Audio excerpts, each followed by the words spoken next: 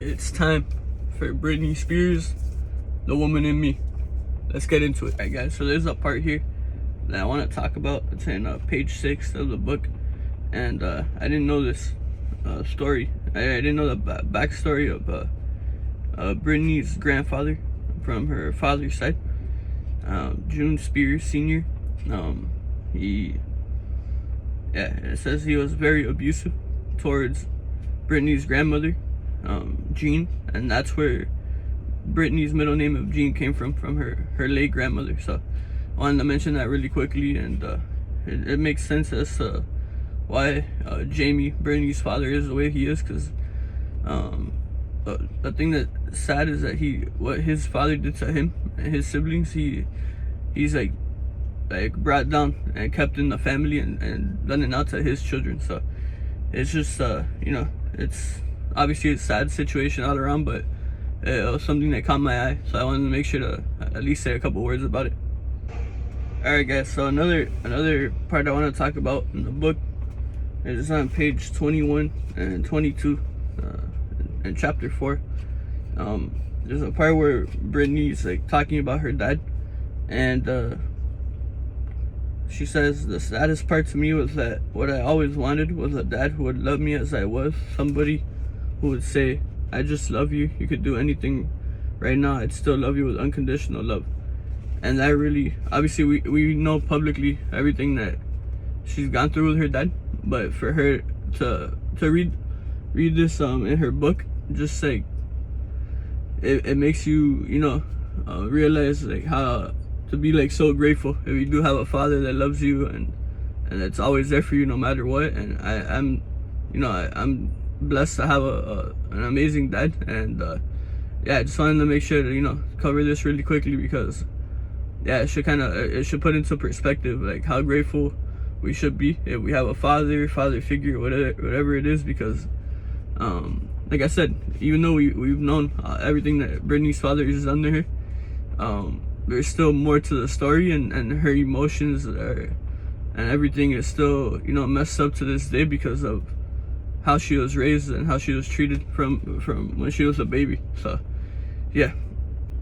Alright guys, so now I want to talk about a little part I saw here, and it's on page 31 and ends in page 32. It's about Britney when she was on Star Search. Kind of I would say a disturbing set of questions that she received from the host of the show, Ed McMahon. So after a performance she had on Star Search, the host, a grown man, asked, I believe, a 12-year-old Britney Spears, "Do you have a boyfriend?" And she says no. So he says, "Why not?" And then Britney says, "They're mean." He says, "Boyfriends? You mean all boys are mean? I'm not mean. How about me?" And then she says, "Well, it depends." And he said, "I get that a lot." I think that was very disturbing to read. It is just very creepy by Ed McMahon to be asking a child if she has a boyfriend and whether or not he could be her boyfriend. And the fact that was allowed to be said by Ed McMahon on television is speaks volumes as to the creeps and the grossness within Hollywood. So I wanted to make sure to cover that on here, because that was definitely not great to read about, but there you go. So the next part I want to talk about, it's also on page 32. I never knew this, but Britney, her first big job offer or role offer in the entertainment industry was in an off-Broadway musical called Ruthless. And I'm a big Broadway fan. I never knew that Britney has done anything in regarding Broadway, so that's pretty cool. As a little girl, her first role came in an off-Broadway play. I thought I would mention that. And she was an understudy in the play, and then she said the other understudy was actually Natalie Portman. So how crazy is that? One of the biggest singers of all time, one of the biggest actresses of all time, were both understudies as little girls on an off-Broadway show. I thought that'd be really cool to talk about. Alright guys, so another cool thing I want to talk about here, this is in page 30, it's pages 34 and 35. I never knew that Britney was a basketball player in school, and she actually really enjoyed being a point guard on the basketball team. And obviously, we're the Flame Entertainment and Sports, so if there's some sports involved, I gotta mention it at least like really quickly. But how cool is that? Britney Spears was a star point guard in school. Who would have thought? Alright guys, so another cool thing I wanted to talk about really quick. So on page 37, it's Britney basically talking about how she landed a role on the Mickey Mouse Club during her second go around in auditioning for the show. And I didn't know this, but she said they shot the show in Disney World here in Orlando. So obviously, being a Miami guy and going to Disney World in Orlando so many times, it's just like so cool to think about like possibly being there and seeing Britney Spears, Justin Timberlake, Christina Aguilera, Carrie Russell, Ryan Gosling, like all filming a show. And she said like when they would have a break, they would all go ride rides together in the park. So I thought that was just so cool. And I imagine like myself being there and seeing like my generation, Disney Channel people like Miley Cyrus, the Jonas Brothers, Selena Gomez, Demi Lovato, that whole group. Like just imagine being a kid in Disney walking around, and all of a sudden you see your favorite stars from Disney Channel just like riding rides and having fun. So I thought that'd be really cool to talk about. And another thing in this little part right here, now to move on to page 38. So Britney, she mentions that during the filming of the show while they're in Orlando, they got a call that her grandmother Lily had passed away, but they were unable to pay for a flight to go home for the funeral. But Justin Timberlake's mother, Lynn Harless, lent them the money, and then they were able to go, see, go to the funeral of her grandmother. So I thought that was really special to share, and that's super nice of Justin's mom to have done that for Britney and her family. Alright guys, so the next thing I want to talk about, so this is on page 49 and page 50. Britney's saying a story about how she was at a party one time, and she was on the balcony, and she was trying to go inside the house to get the person she was there with, and she mistakenly she didn't realize there was a screen on the door, and she ran straight into it. But the reason I wanted to bring it up is because when I was little, many years ago, my family and I were in Spain, on vacation, and we were walking into a mall, and I thought the door was open right up to the mall, and I walked straight into the glass. So that just reminded me of my story in Spain. So me and Britney have some similar stories regarding that. So I thought that would be cool to talk about on here. Alright guys, so the next part I want to talk about, on page 71, and it's Britney talking about her time as the youngest person to host and perform as a musical guest in an episode of Saturday Night Live. Her first time in it, she acted alongside Jimmy Fallon and Rachel Dratch, and then the other time on the show, she acted alongside Amy Poehler. But what I found really cool was that after her performances on Saturday Night Live, she was actually approached with an offer to be part of Chicago, the movie. When Chicago was made into a movie musical, Britney was actually offered a role. So I thought that'd be really cool to mention, because obviously Chicago, one of the most successful and beloved shows in Broadway history, and just imagine if Britney Spears was in the Chicago movie. It's amazing to think about, and I thought it'd be really cool to share. Alright guys, what I want to talk about next is really quick actually, but as I mentioned Orlando earlier, I thought I would mention it again now. On page 72, Britney is talking about her relationship with Justin, but I had no clue that her and Justin actually owned a house together in Orlando, so I thought that'd be pretty cool to share with you guys. Alright guys, so the next thing I'm going to talk about is highly publicized already prior to the book being released, but of course I thought I'd mention it quickly here. I even mentioned it last week on the entertainment episode of the podcast, but it's on page 76 where Britney reveals that she had an abortion while her and Justin were a couple, and yeah, it's just it's sad to read about. Like I said, obviously it's been publicized already since last week. from some tabloids, from like People Magazine and Us Weekly and stuff like that. But I thought I'd, share about it here. So yeah, it's on page 76. And wait, where's the line here? I want to read a line. Oh yeah, a couple lines. She says, "To this day, it's one of the most agonizing things I have ever experienced in my life." And then, okay, one more thing I want to read. So she put, "I kept crying and sobbing until it was all over. It took hours and I don't remember how it ended, but I do 20 years later. Remember the pain of it and the fear." So yeah, I thought I'd, talk about that really quickly. Obviously, sad all around for Britney at the moment. And then, like she says, even 20 years later, she's still traumatized by it. Also, yeah, it's just sad all around. But, I had to mention it since it has been talked about already in the media. So there you go. That was on page 76 and 77, by the way. Alright, guys, so the next thing I want to talk about here in the book is on page 83. And it's Britney, like, following her breakup with Justin. I'm gonna read a couple of lines here.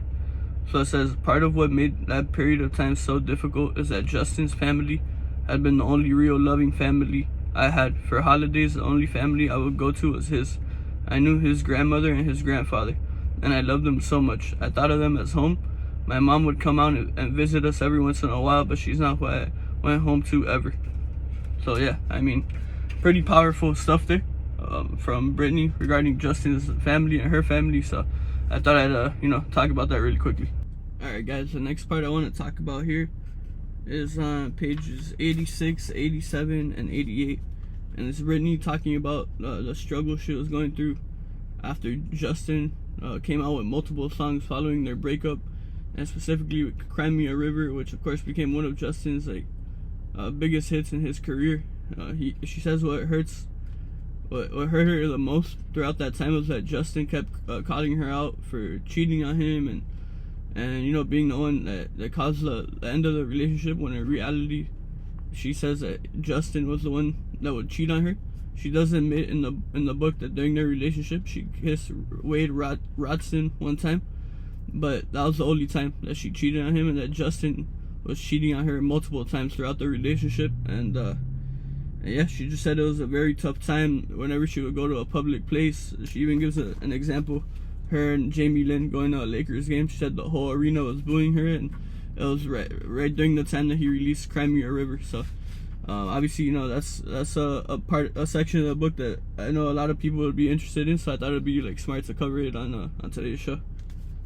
All right, guys. The next thing I want to talk about is on page 92, and is Britney basically talking about how so many times that she's always been scared to speak up because she's been afraid that people would judge her and call her crazy. So I want to read a couple of lines here that stood out to me. Once again, it's on page 92. "There have been so many times when I was scared to speak up because I was afraid somebody would think I was crazy. But I've learned that lesson now the hard way. You have to speak the thing that you're feeling, even if it scares you. You have to tell your story. You have to raise your voice." And I think Britney worded that perfectly. Alright guys, so this next thing I want to talk about is very quick, but I thought it was very cool to share. So it's on page 96 of the book, and it's Britney. There's around a 4-month period in her life where, following all the whole Justin breakup and everything like that, she was living in New York in a penthouse, and for that 4-month period she was really just staying home. She wasn't really going out into the city to restaurants or to gyms or nothing. But one of the times that she did leave the building, let me read that line for you, because she ran into someone who, one of my favorite actors or comedians, and a beloved figure. So let me share the story really quickly. So Britney writes, "One of the only times I did, a man behind me on an elevator said something that made me laugh. I turned around and it was Robin Williams." So yeah, Robin Williams, of course, like I said, one of the most beloved figures of all time. So I thought it'd be really cool to share, and I can only imagine like seeing Britney Spears and Robin Williams in the same room. That sounded super cool, so I thought I'd share it with you guys on here. Alright guys, so what I'm going to talk about now is on pages 97, 98, 99, and 100. So it's Britney how I just mentioned before, like Britney was living for a couple months in a penthouse in New York and not really going out or like hanging out with people. But she says one of the rare guests that visited her was Madonna, and she said that Madonna to this day has had an incredible impact on her. And yeah, I thought I would mention that, 'cause it sounded really cool to have. It kind of reminds me as a sports fan of let's say in the NBA, when you have like a veteran player who's at towards the end of his career, and then his team drafts a couple of rookies, and the veteran mentors the rookies and helps them out. Like, that's kind of what it reminded me of here. So I thought it'd be really nice to share. Alright guys, so the next thing I want to talk about here is on page 104 and page 105. It's Britney talking about the time when she did that famous sit-down interview with Diane Sawyer, revolving around her breakup with Justin. And it's sad to read, but basically Britney was forced to do that interview by her father and 3 other men who she didn't really recognize at the time. They basically bursted into her New York penthouse from one day to another, and they let her know that the following day that Diane Sawyer would be coming in to interview her about Justin. So I thought I would share that. Of course, like I've said multiple times, we all know what her dad has done to her throughout her whole life, but it's just to read about it in detail from Britney herself is just even more powerful. And just, yeah, it's obviously terrible to read, hear about everything she's gone through, but she should be so proud of her vulnerability and really sharing with the world everything she's gone through. And yeah. Alright guys, the next part I want to talk about is on page 108. And it's so immediately following the sit-down interview with Diane Sawyer, Britney said, well, she kept being asked repeatedly like what was next for her, and she said that during that time she felt that, let me read it here. I told interviewers again and again that what I wanted most was some time to myself. I started to dream about finding true love and settling down. I felt like I had been missing out on life. But unfortunately, due to the control of her parents, her dad, whatever you want to call it, immediately after this, Britney was once again on the road. So there you go. Alright guys, so the next thing I want to talk about on page 110, 111, and 112, it's Britney first bringing up Kevin Federline, who of course is the father of her 2 sons. And yeah, so basically she kind of talks about how they met while he was working at a club called Joseph's Cafe in Hollywood. But the main thing I want to mention here that Britney brought up was the fact that while they began their relationship or hanging out, whatever you want to call it, Kevin at the time had a child, and his ex-girlfriend was 8 months pregnant with his second baby. And unfortunately Britney had no idea, as she says in the last line here. So a number was done on me. Obviously I had no idea. So yeah, I thought that'd be interesting to bring up on here. Alright guys, so the next thing I'm going to talk about is on page 114. It's Britney quickly mentioning about the time when Jamie, her sister Jamie, then landed a huge deal with Nickelodeon. So of course had her landing the role of Zoe on Zoe 101. And there's a line here that says, I was happy for her. Seeing her learning her lines and doing wardrobe fittings reminded me that I would have loved to have a job that was more like the cozy world of children's television. The reason really that I just read that line regarding her seeing Jamie learning her lines was because Lane Napper, who of course I've had on the show, and who's a great guy that I've stayed connected with now over the years, and he was great to me and Brandon when we had him on the show, and he actually inspired us to change the name to the Flame Entertainment and Sports. He was actually the dialogue coach on Zoe 101, so I wanted to make sure to shout him out on here. So yeah, shout out to you, Lane. And yeah, man, you should check out this check out Britney's book, man, because it's pretty cool. I thought of you right away. Alright guys, the next thing I want to talk about is on page 117, where Britney publicly issues an apology to Alexa Nicholas. For those of you that don't know, Alexa Nicholas was a co-star of Jamie Lynn Spears on Zoe 101, and a couple seasons into the show she was booted off due to Jamie and her not getting along. And there's a famous story that Alexa has shared about her time on the set, in which Jamie told Britney that Alexa had been bullying her, And then one day, in a trailer prior to filming, Britney came in and started yelling at Alexa, and then years later, Britney found out that Jamie had made that all up, and that Alexa had never bullied her. And Alexa has stated that Britney has like privately, apologized to her via social media, and now she does it again in her book. So I thought that'd be cool to share. And also shout out to Alexa Nicholas. Yeah, make sure to go check out all her stuff that she's doing, and trying to stop all the predators in Hollywood. Doing an amazing job, and yeah, she's someone to look up to for sure. So yeah. Alright guys, I want to read a line here that Britney says in page 124 of her book, and it's regarding fame. So it says, "But fame, that world isn't real, my friends. It's not real. You go along with it because of course it's going to pay the family's bills and everything, but for me there is an essence of real life missing from it. I think that's why I had my babies." And something else here I wanted to read. Okay, so getting awards and all that fame stuff, I liked it a lot, but there's nothing lasting in it for me. What I love is sweat on the floor during rehearsals or just playing ball and making a shot. I like the work, I like the practicing. That has more authenticity and value than anything else. So yeah, I thought that was some very powerful stuff there. One of the most famous people of all time, saying her truth about what fame really is.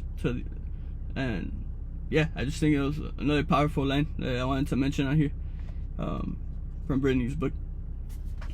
Alright guys, so the next thing I want to talk about is on page 129, and it's when Britney and Kevin, when they had a house in LA. They lived close to Olivia Newton-John, who of course is most known for her role as Sandy in Grease, and that's one of my favorite movies of all time, and I'm a huge Olivia Newton-John fan, so I thought it'd be cool to share that. And I'm gonna say something that Britney wrote here. So it says, "I'd see her and call out, 'Hi Olivia Newton-John, how are you, Olivia Newton-John?'"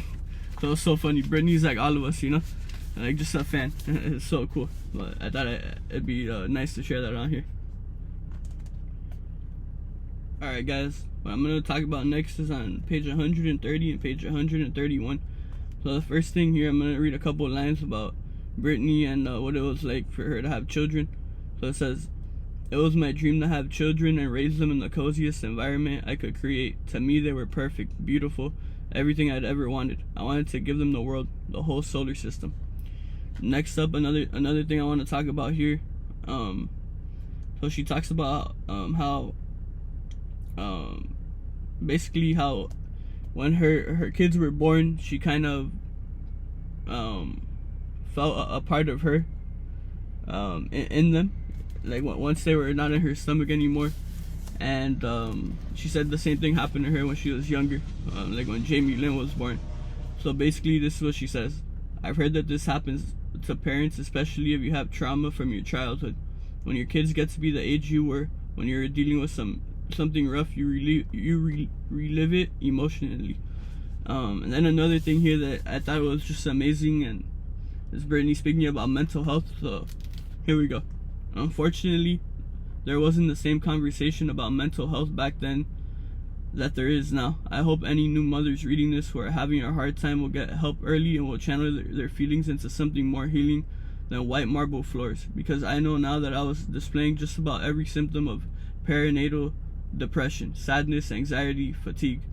So yeah, I wanted to especially share that last part too, because it's so cool for someone like Britney with such a huge a huge space, a huge platform, to really get truthful about her mental issues following, or mental complications and depression following giving birth. So I thought that was really cool, and I think it's gonna help a lot of women out there. So once again, Britney, being the badass that she is. So I had to make sure to share that. Once again, that was on page 130 and 131.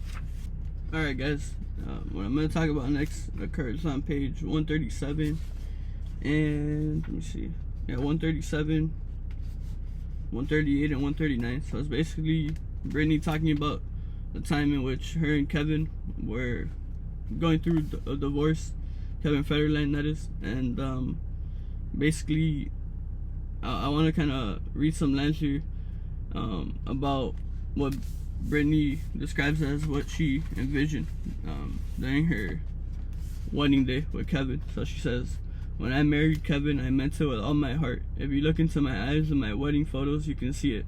I was so in love and so ready for a new phase of my life to start. I wanted babies with this man. I wanted a cozy home. I wanted to grow old with him." And just hearing that and seeing what she's still gone through to this day, it just like breaks your heart even more, because she's always seemed like such an amazing person. And to hear that, and we could always tell that she just wanted a family, and she's wanting to grow old with someone, and for her to like state this now, and it's just crazy. But I wanted to make sure, although it is like hard to read, I wanted to make sure to mention it. And another thing, following that, she kind of compares Kevin to Justin. So this is what she says: "Looking back, I think that both Justin and Kevin were very clever. They knew what they were doing, and I played right into it. That's the thing about this industry. I never knew how to play the game. I didn't know how to present myself on any level." So yeah, I thought that'd be important to share. Alright guys, next up I want to talk about page 141 and page 141, 1 and 142 and 143. Okay, so this is Britney talking about how during this whole rough patch, following her divorce from Kevin Federline, that one of the only people that was there for her and really like helped her out and took her out of her depression was Paris Hilton. And I'm also a huge fan of Paris Hilton, so it's just so cool to hear that about Paris. And yeah, she said, so let me read some lines here.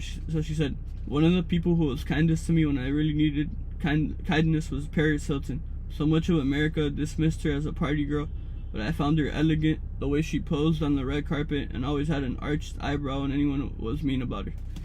And then another thing I want to talk about here, so it says, "Do you know what Paris and I did that supposedly crazy night everyone made such a big deal about when we went out with Lindsay Lohan? We got drunk, that's it."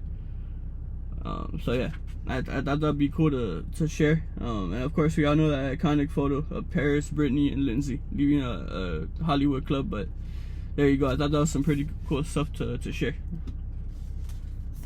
Alright guys, so what I'm going to talk about next is on page 148 and page 149.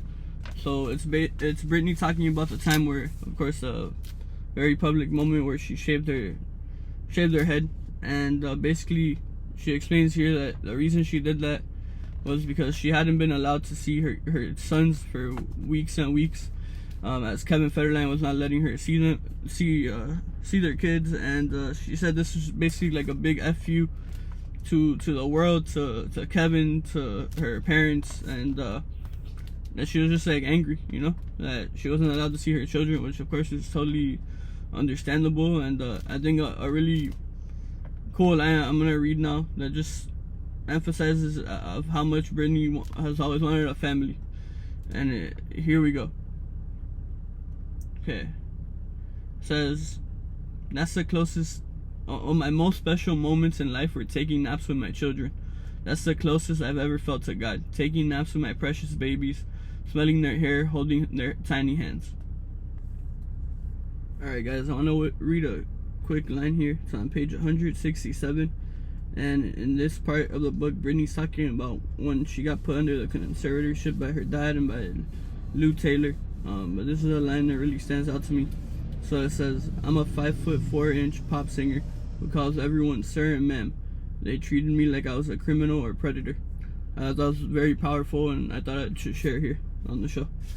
Alright guys, so really quick, someone I just mentioned in the last part was Lou Taylor, who, like I said, was a co-founder or co-anchor alongside Jamie Spears, in which started this conservatorship to control Britney's life and career and etc. But basically, Lou Taylor, she's someone who's very well known, specifically I would say in the blind item world. She's not really talked about within the news media, or like the like mass media, whatever you want to call it. But Lou Taylor is someone who allegedly is not a good person, and to this day somehow celebrities are okay with her managing their careers, even after everything she put Britney through, and it's just very disheartening. And to me, it shows kind of an evilness, not just to her. Obviously, she has a lot of evilness, but as well as like some of the celebrities who have decided to hire her as their respective managers. One of them actually shocked me.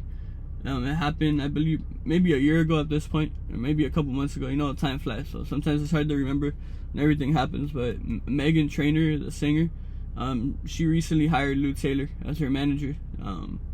And that was very shocking to me in general, because like Meghan Trainor, I've always been a huge fan of her, and it was just very shocking. I remember even on a podcast, she was asked about, you know, the connection between Britney and Lou Taylor, and she kind of said like she kind of didn't respond. A lot of people think maybe an NDA or something that Lou made her sign, in which she can't talk about Britney. But yeah, it's very disheartening, like I said, to see Meghan Trainor. It's not just her, there's others who are managed by her, but she's the one, really the most notable one that comes to my head. And some other people, are more well-known people that are still connected with her, or friends with her, which is crazy, is like Kris Jenner, Kim Kardashian. I know they're allegedly close with Lou Taylor.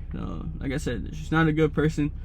Yeah, it was her and Britney's father that did this to Britney, and I wanted to make sure to share that on here, because like I said, this is just really known in the blind item world, but not like, she's not talked about publicly. So you already know with the fake news, and you know how it goes. But yeah, I had to mention that on here. At least I'm gonna talk about it, you know. I'm not gonna hold back, and I want to say the truth on here and expose bad people, you know. So yeah. Alright guys, so I want to talk about now some powerful stuff here revolving the time in which Britney shaved her head, the whole era, or yeah, the whole time of her life. Basically, her, in the book, she kind of describes of how it felt to have her mother write a book and making money off of Britney's like trauma and all the tough times she was going through. A couple of lines I'll read here. She says, "My mother was telling Meredith Vieira on the Today Show that she spent hours wondering how things went so wrong with me. On another show, the audience clapped when she said my sister was pregnant at 16. That was classy as shit, apparently, because she was still with the father. Yes, how wonderful. She was married to her husband and having a baby at 17. They're still together. Great. It doesn't matter that she's a child having a child. I was in one of the darkest times of my life, and my mom was telling the audience, oh yeah, and here's Britney." But yeah, basically, you know, it's another sad thing to read about, and it kind of, you know, like really, obviously Britney's father and Lou Taylor, like I said, are the main two in starting the conservatorship. But as Britney expresses here in her memoir, it seems as if her mother, Lynn Spears, played an even bigger role than people actually knew about or even assumed. So there you go. Alright guys, now I'm going to read some things from pages 174 and 175. So this is right when the conservatorship happened, and yeah, I'm going to read some things. So here we go. At my house, my father took over my little study in my bar area and turned it into his office. There was a bowl there that had a bunch of receipts in it. Yes, here's my confession. I was so nerdy that I kept all my receipts in a bowl. Each week I would add up my expensive old school style to keep track of my deductions for taxes. Even when I was going through a wild spell, the fundamentals of who I was as a person were still there. To me, that bowl of receipts was proof that I was still capable of managing my affairs. I knew musicians who did heroin, got in fistfights, and threw TVs out of hotel windows. Not only didn't I steal anything or hurt anyone or do hard drugs, I was keeping track of my tax deductions. Not anymore. My father shoved aside my bowl of receipts, setting up his things on the bar. I just want to let you know, he said. I call the shots. You sit right there in that chair and I'll tell you what goes on. I looked at him with a growing sense of horror. I'm Britney Spears now, he said. So obviously, it gets tougher and tougher to read all these things. Like I said, obviously we've known all these years some things that Britney has gone through, but now hearing it from her perspective and her adding all the real details and not just hearing it from the news media speaks even more volumes as to how hard everything she's gone through has been. More things here I want to read, pages 187 and 188, and it's Britney. once again talking about how terrible her father treated her. If I thought getting criticized about my body in the press was bad, it hurt even more from my own father. He repeatedly told me I looked fat and that I was going to have to do something about it.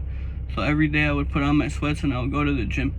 I would do little bits of creative stuff here and there, but my heart wasn't in it anymore. As far as my passion for singing and dancing, it was almost a joke at that point. Feeling like you're never good enough is a soul-crushing state of being for a child. He drummed that message into me as a girl, and even after I'd accomplished so much, he was continuing to do that to me. You ruined me as a person, I wanted to tell my father. Now you're making me work for you. I'll do it, but I'll be damned if I'll put my heart into it. So yeah, some more tough details there regarding the way Britney's father treated her. Alright guys, I want to read some stuff here on page 189. Again, Britney talking about her time in conservatorship. The thing was, I accomplished a lot during that time when I was supposedly incapable of taking care of myself. In 2008, I won more than 20 awards, including a Cosmopolitan, sorry about that, Ultimate Woman of the Year award. At the VMAs, just 1 year after I had been mocked for my Gimme More performance, I won 3 Moon Men. My video Piece of Me won every category I was nominated in, including Video of the Year.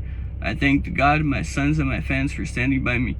I sometimes thought that it was almost funny how I won those awards for the album I made while I was supposedly so incapacitated that I had to be controlled by my family. The truth was, though, when I stopped to think about it for very long, it wasn't funny at all. So yeah, a couple things there I wanted to mention. Page 189. Alright guys, what I'm going to talk about now is on page 203 and page 204. So I didn't know this, but during one of the years of the conservatorship, Britney actually began to teach dance class to some kids at a studio. A couple pretty cool things here that I want to read. So it says, that was, okay, what is it? Sorry, one thing that brought me solace and hope during the time when I was in Vegas was teaching dance to kids at a studio once a month, and I loved it. I taught a group of 40 kids, then back in LA, not far from my house, I taught once every 2 months. That was one of the most fun things in my life. It was nice to be in a room with kids who had no judgment. In the conservatorship, people were always judging everything I did. And another thing I wanted to put here, one day there, I did a turn and accidentally bonked a tiny little girl in the head with my hand. Baby, I am so sorry, I said. I felt so bad that I got on my knees in front of her. I pulled a ring off my finger, one of my favorite rings, and gave it to her while begging her forgiveness. Miss Britney, it's fine, she said. You didn't even hurt me. I wanted to do anything I could to let her know that I cared if she was in pain and that I would do whatever it took to make it up to her. Looking up at her from my knees on the dance studio floor, I thought, wait a minute, why are the people who are charged by the state with my care not as half as interested in my well-being as I am in this little girl's? So yeah, just some more powerful words there by Britney, and I had to make sure to share it, and it just continues to show her the caring heart and the nurturing figure that she is. Alright guys, right now I want to read a couple lines here from pages 212 and 213. So this is Britney talking about her father, Robin, and the whole conservatorship. So here we go. I read after the conservatorship that my father and Robin at Lou Taylor's company TriStar had been involved with the security team they hired, Black Box, in monitoring and reviewing calls and texts coming out of and going to my cell phone, including private texts with my boyfriend, my lawyer at the time, and my own kids, and worse, that my father even had a bug put in my home. In my own home. This was all part of their control. So yeah, more sad stuff there, but I keep saying it's just incredible the vulnerability Britney's showing by revealing all this truth. Of course, I know she's been wanting to do this for a while, but now that she had the chance, the fact that she's doing it, it's just huge, and just speaks of how vulnerable and how strong she is. So I wanted to make sure to share that. Alright guys, I'm gonna read next is like extra tough, so just I give like a trigger warning. It's on page 232 and page 233. So it says, for years I'd been on Prozac, but in the hospital they took me abruptly off of it and put me on lithium, a dangerous drug that I did not want or need and that makes you extremely slow and lethargic. I felt my concept of time morph and I grew disoriented. On lithium, I didn't know where I was or even who I was sometimes. My brain wasn't working the way it used to. It wasn't lost on me that lithium was a drug my grandmother, Jean, who later committed suicide, had been put on in Mandeville.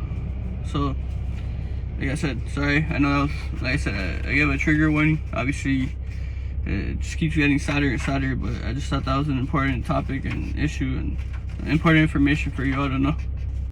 Alright guys, so I'm gonna read something else now. It's from 236, and the last line might be one of my favorite lines in the book, so here you go. God must have been with me through that period of time. 3 months into my confinement, I started to believe that my little heart, whatever made me Britney, was no longer inside my body anymore. Something bigger must have been carrying me through, because it was too much for me to bear alone. Now here comes my favorite part. I look at the fact that I survived and I think that wasn't me, that was God. And why I love it so much is because I use that a lot. I really believe, like a lot of things that happen, I always say that's all God. So it's just beautiful to see Britney, especially after all the rough things she's gone through, to realize that, yeah, God is with her. And that's why she's still with us today. Of course, along with her strength and her resiliency, also, God has been with her, part of her journey. So I had to make sure to get that in there. Alright guys, I'm gonna read a pretty powerful moment that happened to Britney while she was in this quote unquote mental facility. It's on page 239, and here we go. Several weeks into my stay, I was struggling to stay hopeful when one of the nurses, the only one who was real as hell, called me over to her computer. Look at this, she said. I peered at her computer and tried to make sense of what I was seeing. It was women on a talk show talking about me and the conservatorship. One was wearing a hashtag free Britney t-shirt. Now we move to 240. The nurse showed me clips of other things too. Fans saying they were trying to figure out if I was being held somewhere against my will, talking about how much my music meant to them and how they hated to think I was suffering now. They wanted to help. And just by doing that, they did help. All the things the nurse was seeing, everyone at the hospital was seeing too. The doctor eventually noticed that people around the world were asking why I was still locked up. It was all over the news. And then she mentions, the same way I believe that I can sense how someone's feeling in Nebraska, I think my connection to my fans helped them subconsciously know that I was in danger. We have a connection no matter where we are in space. Even if you're on the other side of the country or the world, on some level we're bound up together. Fans of mine, even though I hadn't said anything online or in the press about being confined, they just seemed to know. So I just thought that was super powerful to, and I want to shout out, obviously I don't know the name of the nurse, but thank God that Britney at least had, I'll call her that nurse, I'll call her an angel from God. Thank God that Britney at least had an angel in there that God provided, and look, she was able to lift herself up thanks to that nurse showing her all the love and support she was receiving from her fans worldwide. Alright guys, so I want to talk quickly. Britney mentions Jamie Lynn a couple times in her book, and yeah, it's like pretty shocking stuff to me. I know to most of you it won't be, because I know a lot of people aren't super big fans of Jamie. I've always tried to give her the benefit of the doubt, but here we go. Okay, so this is on page 244. Okay, says, okay, this is Britney talking about Jamie Lynn. She'd really found her mojo. I was happy for her. At the same time, I didn't particularly want to be around it just then. Oh my God, I have this really great idea for me and you, she'd say after coming back from yet another meeting as I leaned practically comatose against the countertop. Get this, a sister talk show. Every time she spoke it was a new scheme, a sitcom, a rom-com. She talked for what felt like hours at a time while I looked at the floor and listened. And the phrase echoing around my head was, what the F is going on? So yeah, I thought I'd mention that part. And yeah. So yeah, just to clarify, that was from page 244 and page 245. Alright, quick line here. Another one of my favorites from Britney on page 248 as well. So the line is, laughter is the cure for everything. And the reason I wanted to point that out on here is because every time I'm talking to my friends, my family, I'm always saying, like, we all gotta laugh. If not, like, we'd all go crazy. And we're all crazy in our own ways, of course, but imagine a world with no laughter. I don't even want to think about that. So I just think it's amazing that even after all these struggles she's gone through, that Britney realizes that laughter is so important. And once again, I'll repeat the line: laughter is the cure for everything. I love it. And once again, that was on page 248. Alright guys, I'm going to read a quick line here, very powerful line from page 258, and it's regarding the end of Britney's conservatorship. So it says, under their control, I stopped believing in God for a while, but then when it came time to end the conservatorship, I realized one thing: you can't F with a woman who knows how to pray, really pray. All I did was pray. And yeah, I just think another powerful quote there by Britney, and I totally agree with her. So I wanted to, emphasize it on here as well. The power of prayer is real. Yeah, it's another amazing statement here by Britney in her book. Once again, that was on page 258. All right, guys, I have a couple of other lines here that really hit me, and just, it's incredible how much powerful stuff that Britney was able to put into this book. This comes from page 262, and it says, anything that gets your heart rate up is good. Music is that, plus a connection to God. That's where my heart is. Just incredible. Music and God, heart rate up. She had mentioned like working out and stuff too, and wow. Yeah, I can't get over how amazing Britney Spears is. I've known that for years, of course. I'm not saying, breaking news. Obviously, we've known that. And if you didn't know, I don't know what to tell you, but it's just incredible. Like, page after page, line after line, I'm just like amazed by her. So, yeah, I had to mention that. Once again, that was on page 262 of her memoir. Alright, guys, I'm going to read a couple of lines here. Some more great stuff from Britney Spears. So, this is on page 264 and page 265.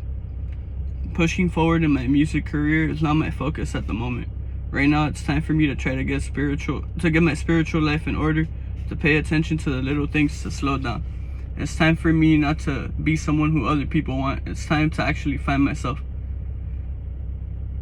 As I've gotten older, I like my alone time. Being an entertainer was great, but over the last 5 years, my passion to entertain in front of a live audience has lessened. I do it for myself now. I feel God more when I'm alone. I'm no saint, but I do know God.